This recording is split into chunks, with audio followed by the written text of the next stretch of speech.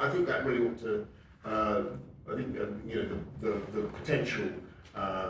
What difference does this make? Yeah, I think really. Well, so the measures we're looking at are looking to try and reduce the peak numbers up to 50%, and to try to reduce the mortality, the death rate, as far as we can in the at-risk group by 20 or 30%. It's the sort of numbers that you're trying to look at. That's what other people are doing as well. That's not unique to how we're approaching it.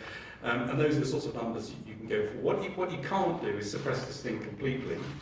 And what you shouldn't do is suppress it completely, because all that happens then is it pops up again later in the year when the NHS is at a more vulnerable stage in the winter, and you end up with another problem. So it's to try and manage that in the most appropriate way in terms of the peak, move it a bit, suppress it, and make sure that we protect those people who are most vulnerable.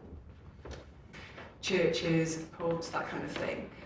Is that something you can see the government making some kind of restriction on in the future, suggesting people shouldn't attend church, shouldn't go down the local pub?